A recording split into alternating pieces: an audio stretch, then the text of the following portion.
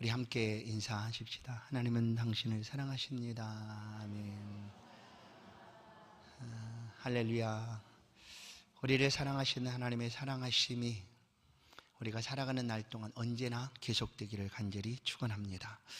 예수 그리스도의 나심은 이 땅의 가장 큰 기쁨이다라고 우리가 압니다. 주의 출생하심이 바로 성탄이죠. 예수님도 우리 가운데 어린아이로 출생을 하셨습니다. 그리고 이 땅에서 어린아이처럼 자라가셨습니다. 성경은 예수 그리스도의 자라나심에 대해서, 자라가심에 대해서 우리 가운데 이렇게 들려줍니다. 첫째는 하나님의 은혜 안에 자라가셨다라는 거예요. 하나님의 은혜 속에서 예수님이 자라가셨다. 누가복음 2장 40절, 아기가 자라며 강하여지고 지혜가 충만하여 하나님의 은혜가 그의 위에 있더라. 아멘. 예수 그리스도는 하나님의 은혜 속에서 자라가셨습니다. 둘째는 사랑스러운 아이로 자라셨습니다. 사랑스러운 아이. 모든 아이가 사랑스럽지 않겠습니까? 두말을 어떻게 하겠습니까? 모든 아이들은 사랑스럽습니다. 너무나 예쁘고 너무나 귀엽고 너무나 사랑스럽고, 예수님 역시 특별히 이렇게 사랑스러운 아이로 예수님 역시 자라가셨습니다. 누가복음 2장 52절을 보면 예수는 지혜와 키가 자라가며 하나님과 사람에게 더욱 사랑스러워 가시더라. 아멘. 사랑스러워 가셨다. 사랑을 받을 뿐만 아니라 더욱 사랑스러운 자녀로 예수님이 자라가셨습니다. 예수님 마리아와 요셉의 사랑을 받을 뿐만 아니라 나사렛 동네의 사람들에게 역시 사랑을 받으셨습니다. 그뿐 아니라 지극히 높으신 하나님 아버지의 큰 사랑을 받으시고 자라가셨습니다. 사랑받은 경험이 있는 사람이 사랑한다라는 말을 우리는 기억합니다. 그렇죠? 사랑을 하고 싶어도 사랑을 받아본 경험이 없는 사람은 어떻게 해야 되는지 잘 모르는 거예요. 그래서 누군가가 자신을 향하여 사랑하는 마음으로 다가오면 걱정스럽고 불안하고 염려가 됩니다. 왜냐하면 그런 경험을 가져본 적이 없으니까. 그래서 사랑을 받은 경험이 있는 사람, 사랑받은 사람들은 사랑할 수가 있어요. 또한 사랑을 받아들일 수가 있습니다. 그래서 이 땅에 출생한 모든 아이들은 사랑받기에 충분하다라고 어느 복음성 가수가 당신은 사랑받기에 태어난 사람 이렇게 부르지 않습니까? 맞습니다. 모두 다 사랑받기에 충분한 사람으로 태어났다. 특별히 예수 그리스도는 사랑을 듬뿍 받고 자라가셨습니다. 마리아 요셉의 사랑뿐만 아니라 하나님 아버지의 사랑을 또한 듬뿍 받으셨습니다. 그것을 우리는 마태복음 3장 17절, 예수님이 요단강에서 세례받고 올라오실 때 하나님의 음성을 들을 수가 있습니다. 마태복음 3장 17절, 하늘로부터 소리가 있어 말씀하시되 이는 내 사랑하는 아들이요 내 기뻐하는 자라 하시니라. 아멘. 이는 내 사랑하는 아들이요라고 하나님께서 예수 그리스도를 향하여 불러주십니다. 이는 내 사랑하는 아들이요. 변화산에서 들려오신 하나님의 음성 또한 이가 똑같습니다. 마태복음 17장 5절, 말할 때 호련히 빛나는 구름이 그들을 덮으며 구름 속에서 소리가 나서 이르시되 이는 내 사랑하는 아들이요 내 기뻐하는 자니 너희는 그의 말을 들으라 하시느니라.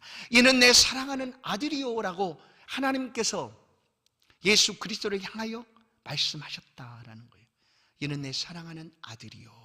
이처럼 예수님은 마리아 요셉의 사랑뿐만 아니라 하나님의 사랑을 듬뿍 받으시고 자라가셨습니다. 사랑을 듬뿍 받으셨기 때문에 얼마든지 사랑을 줄 수도 있는 분이시죠. 그러나 하나님의 이름을 우리는 요한 서신에서 이렇게 합니다. 하나님은 사랑이시다. 요한일서에서 말씀합니다. 하나님은 사랑입니다. 하나님의 또 다른 이름 여호와 스스로 계신 자뿐만 아니라 하나님의 이름은 사랑이시다라고 하나님이 말씀을 합니다. 이 사랑이라는 표현은 뭘까요? 하나님보다 사랑이 크신 분이 없습니다. 사랑의 시작이 하나님이라고 말해도 과언이 아닐 것입니다. 왜냐하면 하나님은 사랑이시기 때문이에요. 그런데 그 사랑이신 하나님이 우리 가운데 보이는 예수 그리스도로 오셨다라는 거예요.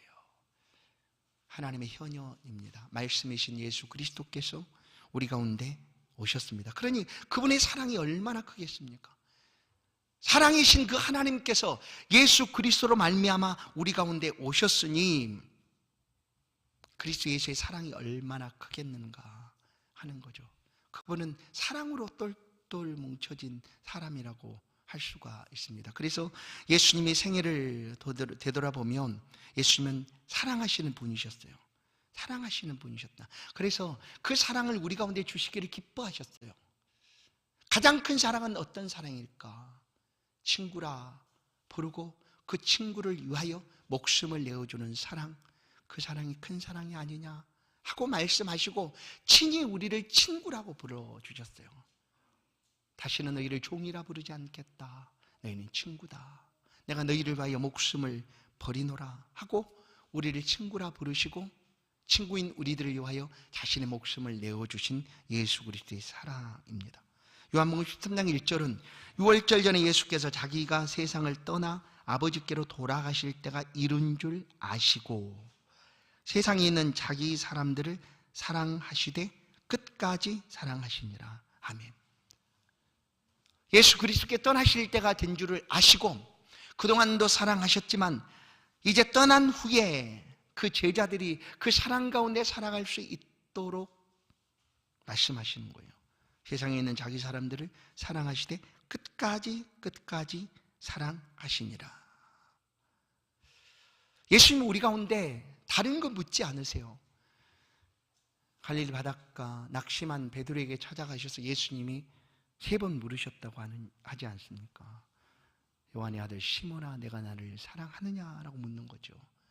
과연 우리 가운데 온 사랑을 다 베풀어 주신 예수 그리스도를 내가 정말 사랑하는가? 사랑하고 있는가? 정말로 사랑하는가? 여러분, 우리의 사랑이 진심인지 아닌지를 다른 사람은 몰라도 우리 자신은 알 수 있지 않겠습니까? 우리가 사랑함에 거짓이 있는지 아니면 다른 사람을 속이는지 다른 사람은 혹시 모를 수 있어요. 그러나 우리 자신은 알아요. 정말 이 시간 내가 정말 하나님을 사랑하는가 아니 예수 그리스도를 사랑하는가 주님은 우리 가운데 내가 나 사랑하니라고 물어보신다라는 거예요. 성도 여러분, 사랑이 풍성하신 그 하나님은 우리 가운데 오셔서 우리 가운데 모든 사랑을 보여주시고 베풀어 주셨습니다. 오늘 이 시간 물으시는 주 앞에 우리도 사랑합니다 고백하는 그런 귀한 시간 되길 주님의 이름으로 축원합니다. 예수님께서 이러한 사랑을 이제 보여주신 대상이 오늘 본문에 나타납니다. 그 대상이 누구인가 하면 어린 아이들이었어요. 어린 아이들.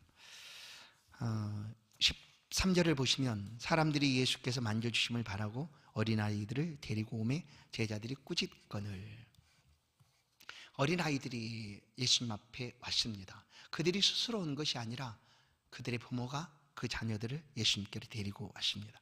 그러나 그 시대 어린 아이들의 위치가 어떠했는가를 우리는 성경을 통하여 알 수가 있습니다. 오늘 우리 시대의 어린 아이들은 어떨까? 그냥 최고죠, 최고. 뭐 까부러질까 아니면 어떻게 될까 그냥 이렇게 막 뒤쫓아가면서 혹시 넘어지면 받쳐. 이런 시대가 오늘 우리 시대의 어린 아이들의 모습입니다. 왜냐하면 0.6명도 안 난다고 하고 우리나라의 경쟁력은 사실 사람입니다. 사람. 뭐 다른 것도 마찬가지겠지만 우리나라는 대한민국의 경쟁력은 사람이 있는 거예요. 근데 그 사람의 인구가 굉장히 줄게 했다. 가장 먼저 지구상에서 소멸할 나라 중에 한 나라로 꼽고 있는 게 우리나라예요. 왜냐하면 출산율이 떨어지고 있기 때문에. 결혼한 사람 가정 속에서 한 명도 안 낳고 있다는 거예요. 0.6명. 그 결혼율이 100%가 되는가? 그렇지도 않아요. 결혼율도 그렇게 높지도 않아요. 그런데도 자녀를 안 낳는다. 그래서 그런지 어린아이를 얼마나 귀하게 여깁니까? 물론 당연히 그렇게 귀하게 여겨야죠. 그러나 이 성경시대에 오늘 말씀이 기록되고 있는 이 시대에 어린아이들의 위치는 어느 정도였을까? 일단 어린아이는 사람이 아니다 이랬어요. 사람을 셀 때, 수를 셀 때 어린아이는 포함시키지 않았다. 이 시대에. 여기 있는데, 어린아이가 수없이 많이 있는데 사람 몇 명하니 세면 어린아이는 빠졌다라는 거예요. 여자도 마찬가지. 그런 시대가 바로 이 시대였습니다. 어린아이들 리치가 어느 정도 되는지 알 수 있죠. 예전에 이런 말들을 우리가 많이 들었는데 지금은 그런 말 하면 큰일 납니다. 얘들은 가라 그러면 안 돼요. 얘들은 와라, 이렇게 많이 와라, 다 와라 막 이래야 되는데, 예전에는 어른들이 모여 있으면 얘들이 오면 가 얘들은 가야지, 발로 막 절대 오지 마, 얘들은 가라 이랬는데 그러면 안 돼요. 오라고 얘기를 해야 돼요. 근데 이 시대가 바로 그랬다. 이 시대의 모습을 13절에서 잘 보여주고 있는 것이 예수 그리스도의 제자들까지도 그 시대의 모습 그대로를 우리 가운데 보여줍니다. 어떻게 합니까? 어린아이들이 예수님께 왔는데 13절 하반절, 제자들이 꾸짖거리고요. 왜 이런 어린아이들을 데려왔느냐? 누구예요? 예수님의 제자들이 그랬다는 거예요. 여러분, 제자는 스승을 닮습니다. 아니면 스승을 닮아가는 사람이 예수의 제자인 거예요. 예수 그리스도 가진 생각, 예수 그리스도께서 가지셨던 그런 모든 것들을 닮아가고 닮고자 하고 따라가려고 하는 사람이 제자인데, 사랑이 풍성하셨던 예수 그리스도처럼 제자들은 그렇게 하지 않았던 것 같아요. 그리고 어린아이들 오니까 그들을 내어쫓고 꾸짖었습니다. 이렇게 바쁘고 분주한데 어린아이까지 데리고 왔느냐? 우리 예수님이 얼마나 바쁜지 알아? 뭐 이런 거죠. 어떻게 보면 예수님을 위해서 한다고 하였는데, 예수님을 위하여 한다고 한 행동들이 오히려 나중에 예수께서 노하시는 그런 행동이었다라는 것을 알 수가 있습니다. 그러나 이 시대가 보세요, 어린아이를 그렇게 수에도 치지 않는 그런 시대다 할지라도 모든 자녀들은 부모들에게 너무나 존귀하고 귀한 존재라는 사실을 알 수가 있습니다. 이 사회에, 이 시대에 어린아이들이 그렇게 여긴다 할지라도 부모에게 있어서는 이 어린아이는 너무나 귀한 존재다라는 거예요. 그래서 그런 시대였음에도 불구하고 그 부모는 어떻게 합니까? 자녀들을 데리고 예수님께 나오고 있지 않습니까? 자녀들을 데리고 예수님께 오고 있는 거예요. 부모들은 어떻게 하면 예수 그리스도 앞에 자기의 자녀들을 데리고 갈 수가 있을까 하는 그런 마음으로 자녀들을 데리고 온 거예요. 자녀들의 눈에는 자신의 자녀는 그냥 안 이쁘다고 하면 거짓말이겠죠. 너무나 이쁜 거죠.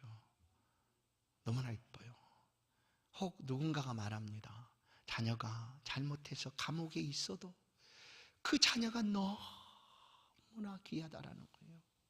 그래, 그 자녀를 위해서 내가 해줄 수 있는 게 없을까 하고 잘못했는데, 그럼에도 불구하고 그 부모의 눈에는 그 자녀는 사랑스러운 자녀다라는 거예요.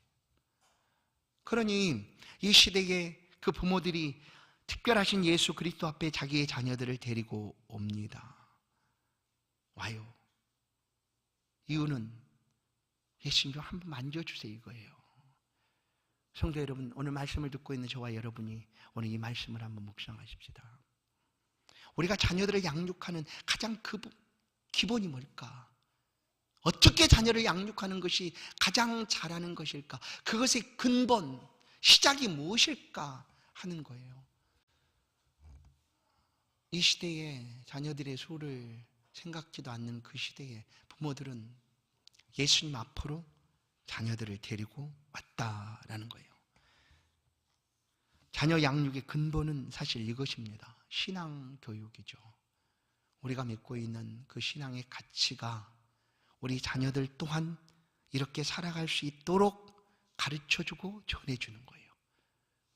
세상에서 찾는 가치는 뭡니까? 1등이죠. 최고죠. 돈입니다. 돈. 물질이죠.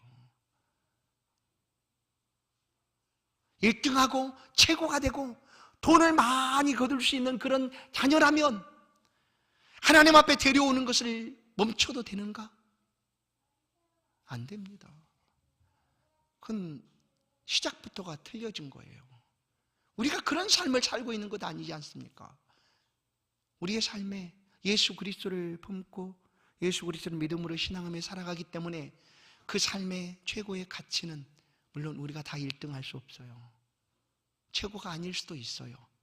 그러나 그것이 문제되지 않는 이유는 예수 그리스도를 위하여 내게 있는 것들을 사용하며 내가 가진 것들을 나눠주며 살아갈 수 있다면, 그 삶을 통하여 하나님이 기뻐하시고 하나님의 이름을 높일 수만 있다면 그것이 가장 귀하다고 여기고 살아가는 거예요.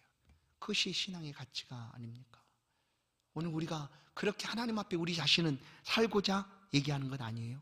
그렇다면 우리가 자녀들의 신앙을 위하여, 자녀들의 교육을 위하여 다른 것을 신경 쓸 것이 아니라 말씀을 가르쳐주고 들려주고 그렇게 살아갈 수 있도록 우리의 삶을 보여주는 것이 자녀들을 위하여 가장 귀한 일이 아닐까 생각하는 거예요.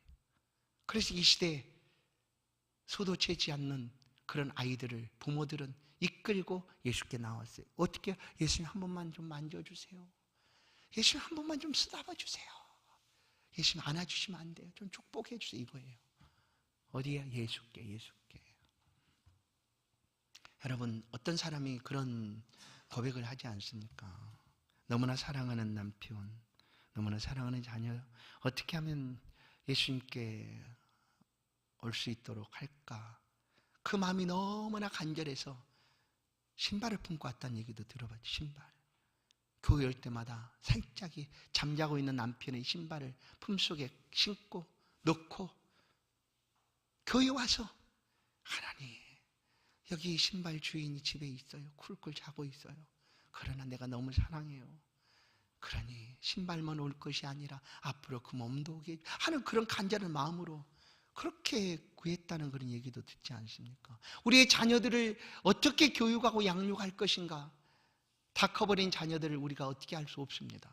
그러나 우리는 기도라는 엄청난 특권을 가진 성도들입니다. 그래서 기도하기를 멈추지 마십시오. 기도하기를 품고 기도하세요. 그 자녀를 여러분이 교회에 나올 때, 지금 여러분이 하나님 앞에 서 있는 이 시간, 이 여러분의 심령 속에 그 자녀들이 들어와서 이런 간절한 마음으로 함께 하나님 앞에 예배할 수 있도록 하나님 앞에 기도해요. 물론 우리가 잘 잊을 수가 있죠. 그러나 그런 마음을 가지고 하나님 앞에 서야 된다. 오늘 이 부모들 수도치지 않는 그런 시대에 자녀들을 데리고 오지 않습니까? 굳이 좀 어떻습니까? 그래도 좋아요. 그래도 좋아요. 머리를 디밀고 제발 예수님 한 번만 만져주세요. 그 이름이라도 한번 알아주세요. 여러분, 지금도 우리가 이렇게 할 수 있습니다. 예수님이 여러분의 자녀들의 이름을 불러주지 않으시면 여러분이 예수님께 아뢰십시오. 우리가 아뢰면 되잖아요. 예수님, 내 자녀의 이름이 이렇습니다. 예수님 아시잖아요. 좀 안아주시고 품어주시고 축복해 주세요 하고 누구한테 보여주는 게 아닙니다. 우리에게 맡겨주신 자녀이기 때문에 다른 것으로 우리가 그 자녀를 양육하거나 교육하는 할 수가 없지 않습니까? 그래서 이렇게 품고 간절한 마음으로 기도해야 된다. 예수님이 안아주시면, 만져주시면 너무나 감사하겠습니다 하는 마음으로. 그런데 보세요, 그런 자녀들을 그렇게 간절함으로 데려왔는데 그 앞에 왔더니 그냥 한마디로 쨍그랑하고 깨진 거예요. 왜냐하면 가장 예수님을 닮았다고 하는 제자들이 꾸짖고 왜 귀찮게 이 아이들을 데리고 왔느냐 하고 야단을 하고 있으니까. 근데 사랑이 많으신 예수님이 이 모습을 보셨어요. 14절에 보세요. 예수께서 보시고 노하시어 이르시되. 여러분, 성경을 읽어가시면서 예수님이 노하신 일들이 그렇게 흔하였습니까? 언제 예수님이 노하셨는가 생각해 보십시오.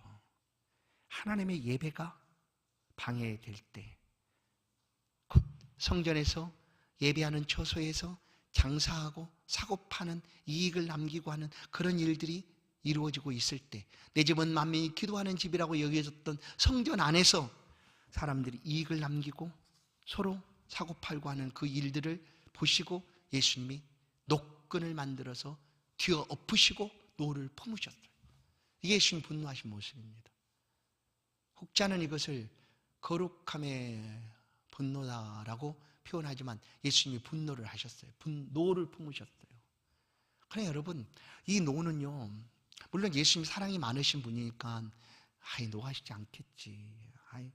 사랑이 너무나 많으신 분이 그렇게 분노하면 어떡하겠어. 그러나 예수님이 분노하셨어요.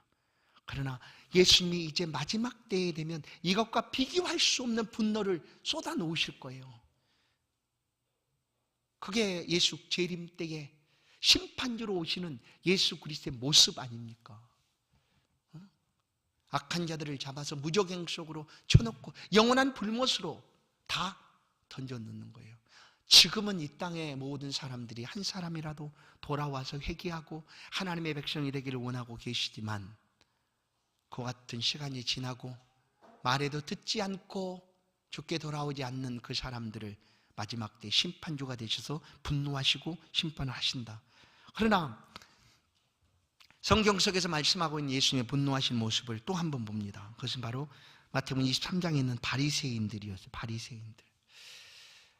여러분, 사실 우리가 쉽게 바리새인이라고 표현을 잘하고 있지만 이 바리새인들은 얼마나 의로운 사람이었는지 몰라요. 사실은 의로우려고 예를 썼던 사람들이에요, 이 바리새인들. 세상 속에서 그들의 의가 방해받지 않기 위해서 따로 공동체를 만들고 우리가 하나님을 잘 섬겨야 되겠다고 생각했던 사람들이 바리새인들이에요. 그런데 그들의 의로움이 변질이 됐어요. 예수 그리스도께서 복음을 전하시는 그때 이 바리새인들은 하나님 앞에 우리는 그렇게 살고 싶습니다 했던 그들이 자신들이 그렇게 살아가는 것이 그들의 자랑거리가 된 거예요.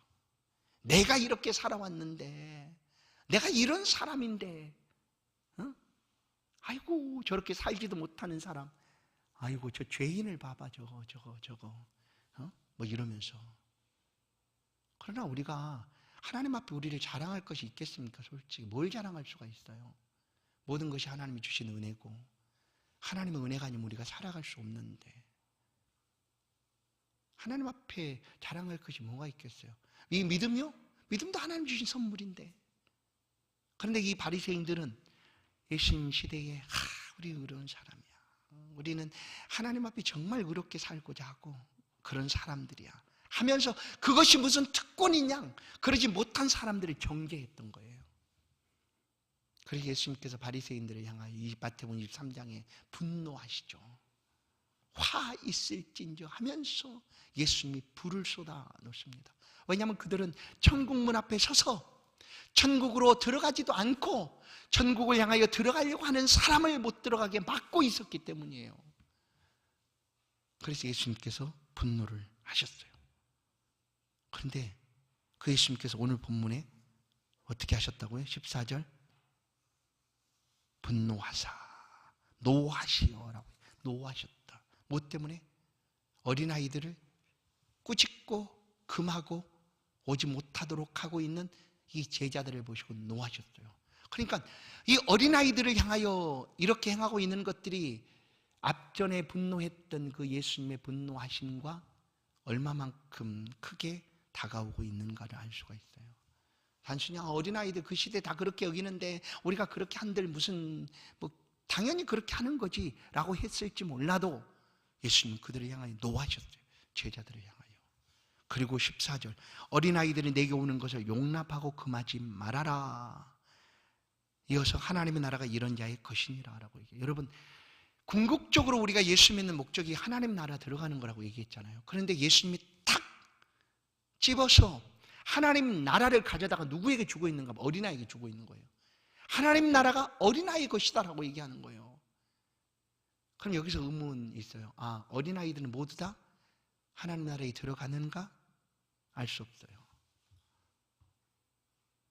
신학적으로 그것을 100% 말할 수 없어요. 알 수 없어요. 왜냐하면 어린아이도 죄가 있기 때문에 예수 그리스도를 필요로 하고 믿지 아니하면 천국에 갈 수가 없다는 것은 성경의 사상입니다. 누군가 얘기하죠. 어린아이가 무슨 죄가 있겠는가? 아니요. 어린아이들을 양육한 부모들은 잘한다고 얘기해요. 특별히 엄마들은 잘한대요. 아이들을 젖을 물려보면 어느 날 그 이도 안 난 이빨로, 잇몸으로 엄마 젖을 꼭 문다는 얘기도 들어봤어요. 자기 마음에 안 들면 그렇게 한다는 거예요. 뭐가 불편하면. 뭐 그런 식으로 표현하는 거 아니에요? 말도 못하고 걷지도 못하고 하는 그 어린아이도 죄가 없다고요? 아니요, 모든 사람은 죄를 지었어요. 그런데 왜 예수님은 지금 하나님 나라가 이런 자들의 것이다라고 말씀을 꼭 집어서 하고 계실까? 그러기 전에 먼저 14절 다시 한번 보겠습니다. 내게 오는 것을 용납하고 금하지 마라. 어린아이들이 오는 것을 용납해 주라는 거예요. 용납. 너그러운 마음으로 받아주라는 거예요. 용납해 준다라는 것은 너그러운 마음으로, 사랑하는 마음으로 어린아이들을 받아주라는 거예요. 왜냐하면 어린아이들은 아직 미숙하고 연약하고 부족하고 실수도 할 수 있고 잘못도 할 수 있지만 그래도 그들을 이렇게 용납해 주라는 거예요. 그리고 어린아이들이 행하고 있는 그 일들에 대해서 그것이 잘못된 것이 아니라면 그들이 가진 꿈이라든지 그들이 하고자 하는 그 일들에 대해서 함께 격려해 주고 금하지 말아라 라고 얘기하는 거예요. 왜냐하면 어린아이들은 시작이 하얀 도화지에 그림을 그려가는 첫 시작과도 같지 않습니까? 그런데 주도적으로 부모가 그 어린아이들의 꿈을 자신이 꾸는 꿈으로 이끌려가고 하면 어린아이들의 꿈이 짓밟혀지고 어린아이들이 가졌던 그 모든 것들이 사라지고 말 것입니다. 그래서 잘못된 것이 아니라면 많이 격려해주고 응원해주고 혹시 실수가 있어도 어린아이니까 용납해주고 받아주라라는 거예요. 이것 성경에서는 미숙한 신앙인에 대해서도 이렇게 용납해주라라고 말해줍니다. 예수를 믿지만 아직 좀 신앙의 깊이가 얕은 사람, 이제 예수를 믿어서 이것저것 잘 분간치 못하고 어려움을 겪고 있는 사람, 그래서 원치 아니하게 실수할 수도 있고 그런 신앙이 부족한 사람들을 향하여 정죄하고 아니 예수 믿는 사람이 어떻게 그렇게 할 수가 있어라고 누군가가 말한다고 하면 그 마음은 상처받고 다칠 수밖에 없다. 그래서 먼저 믿은 우리가 그 신앙의 크기를 가지고 이를 보듬어주고 또 용납해 주어야 된다는 거예요. 너그러운 마음으로 용서해주고 사랑해주고 품어주라. 어린아이들은 그렇게 하라는 거예요. 그리고 어린아이들이 하는 일이 금하지 말라. 어느 날 예수님이 예루살렘에 들어오실 때 어린아이들이 어떻게 합니까? 호산나 호산나 외쳤습니다. 그랬더니 서기관과 대제사장들이 그것을 금하게 했어요. 아니 지금 무슨 다윗의 자손이야 하고 어린아이들이 찬양하고 있는 호산나 소리를 금하려고 했어요. 그래서 예수님께서 그들을 향하여 말합니다. 어린아이와 젖먹이의 입에서 나오는 찬미를 하나님이 온전케 하셨다. 이들이 침묵하면 돌들이 움직이게 될 것이다. 뭐 이런 말씀을 하셨죠. 하나님은 어린아이들이 드리는 모든 찬미와 그들의 찬양을 받으시기를 기뻐하신다라는 거예요. 15절 내가 진실로 너에게 이르노니 누구든지 하나님의 나라를 어린아이와 같이 받들지 않는 자는, 자, 하나님 나라를 하나님이 예수님께서 어린아이에게 주었고 그리고 누구든지 어린아이처럼 하나님 나라를 받들어야지만 결단코 천국에 들어가게 될 것이다 라고 얘기하는 거예요. 그러면 이 어린아이를 향하여 이와 같은 은혜를 말씀하고 있는 것은 무엇일까? 어린아이들은 어른과 비교해서 의심이 별로 없습니다. 부모가 요즘은 위험한 시대니까 모든 거 의심해라 누가 이렇게 따라가자고 절대 따라가지 말고 누가 뭘 말해도 선뜻 나서지 말고 누가 준다고 해도 받지 말아라. 어린아이에게 처음부터 우리는 이 사회가 그러니까 불신하도록 얘기를 하는 거예요. 그렇게 가르치는 거예요. 절대 믿어서는 안 돼, 의심해야 돼 막 이렇게. 그러나 어린아이들은 태생적으로 어른과 달리 잘 믿어요. 게임을 잘 받죠. 그래서 순수하다라는 거예요. 이것은 하나님 나라에 들어갈 수 있는 조건이기도 해요. 의심치 않고 받아들이는 거죠. 믿음이라는 게 그거예요. 우리가 하나님이 주신 그 믿음을 우리가 잘 이렇게 받아들이면 의심치 않고 그것을 믿음으로 받아들인 자는 하늘나라의 백성이 되는 것 아니에요? 천국의 주인공이 되는 것 아니겠습니까? 그것을 지금 예수님께서 말씀하세요. 너희가 어린아이처럼 뭐예요? 하나님 나라를 어린아이와 같이 받들지 않는 자는 결단코 그곳에 들어가지 못하리라. 믿음으로 의심치 않고 어린아이처럼 그것을 받아들이지 아니하면 절대로 천국에 들어갈 수 없다라는 거예요. 그래서 예수님은 이 어린아이들을 위에서 말씀하시고 그리고 그들을 이제 안고 축복해 주셨다. 예수님을 찾아오는 어린아이들을 예수님은 안아주셨습니다. 하늘나라가 이런 자의 것이다라고 직접 팔을 펴서 그들을 안아주시고 안수하시고 축복까지 해주셨습니다. 이들이 바로 예수 그리스도의 어린아이들입니다. 바라기는 우리 모든 자녀들이 하나님 앞에서 이렇게 축복된 자녀로 자라가기를 간절히 소원합니다. 예수님의 어린 시절과 같이 우리 자녀들도 하나님에게 사람에게 칭찬받고 지혜로움으로 자라서 한 사람도 빠짐없이 모두 다 하늘나라가 이런 자의 것이니다 라고 어린아이에게 들려주었던 것처럼 우리의 후대와 우리의 자손들이 모두 다 이 말씀을 받아들이고 천국의 주인공이 될 수 있기를 주의 이름으로 간절히 축원합니다. 우리 교회 안에 이 어린아이들을 꿈꾸며 소망합시다. 그래서 어린아이들이 가득한 우리 교회가 될 수 있도록 하나님의 나라가 어린아이를 통하여 세상 속에 펼쳐져 가고 왕성하게 되는 그런 날들을 소망하며 기대하는 그런 임마누엘 되기를 간절히 소원합니다. 하나님 감사합니다. 예수님의 어린이들 우리 가운데 보내주시고 또 우리의 자녀들이 이런 모습으로 하나님 앞에 살아갈 수 있기를 간절히 소망합니다. 간절히 기도합니다. 우리가 우리 자녀들을 양육하는 일에 있어서 다른 것이 아니라 우리가 믿음과 신앙의 가치를 따라 하나님을 섬겨가듯 다른 어떤 것보다 하나님을 알아가는 삶의 교육들, 말씀을 가르쳐주고 들려주고 또 우리가 예수 믿는 삶을 살아가는 모습을 보여줌으로 우리의 자녀들 모두가 하늘나라의 주인공이 될 수 있도록 하나님 혹시 우리 자녀들을 인하여 아파하는 성도들이 있습니까?